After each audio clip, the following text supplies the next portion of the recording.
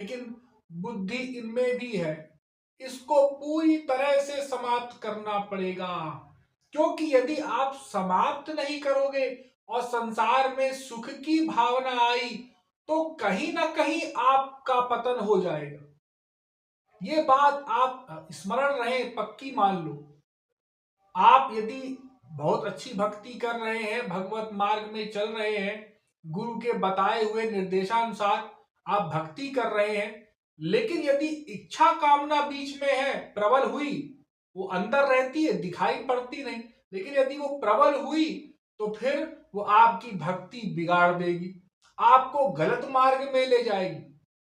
कोई भक्ति कर रहा है, गुरुदेव का सत्संग सुना, शास्त्रों की वाणी सुनी उसने कि हाँ भाई भगवान का स्मरण करना चाहिए, भक्ति करनी चाहिए, भगवत प्राप्ति ही हमारा लक्ष्य है, आनंद प्राप्ति ही हमारा लक्ष्य है। लेकिन बीच में अरे हमको तो इंजीनियर बनना है, ये इच्छा बनी हुई है, इसको समाप्त नहीं कर पाए। अच्छा इंजीनियर बनना है, उसके लिए पढ़ाई करनी पड़ेगी, हाँ चलो अब पढ़ाई करने चला गया वो 4 साल, 4 वर्ष पढ़ाई की।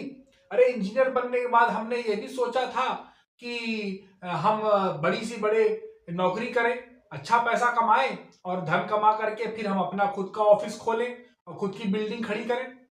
अब उसमें लग गया बेचारा, 5 साल 10 साल 20 साल हो गए। पैसा कमाने में समय तो लगता ही है, बड़ी बिल्डिंग बनानी है तो समय लगेगा, पैसा कहीं से ऐसे तो नहीं मिल जाएगा।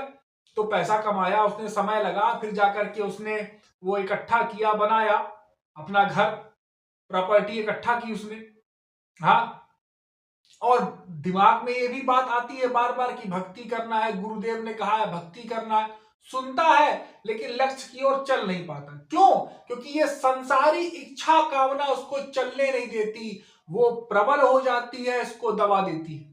ये जो माया है और अनंत इच्छाएं कामनाएं तो लगी ही है, मैंने बताया, छिन छिन की कामनाएं। अब हमको ऐसा आराम चाहिए, हमको ऐसी गाड़ी चाहिए, हमको ऐसे होटल में खाना है, ऐसे वस्त्र पहनना है, उसके लिए यत्न कर रहा है, प्रयास कर रहा है।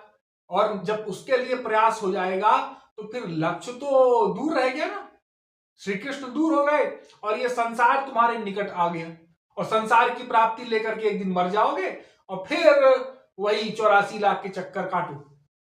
फिर दूसरा कोई जन्म मिला, कभी मनुष्य शरीर मिला, भगवत कृपा से भगवान ने दिया, फिर सुना, और फिर ये संसारी इच्छाओं में कामनाओं में इनकी पूर्ति में लग गए और फिर समय खराब कर दी।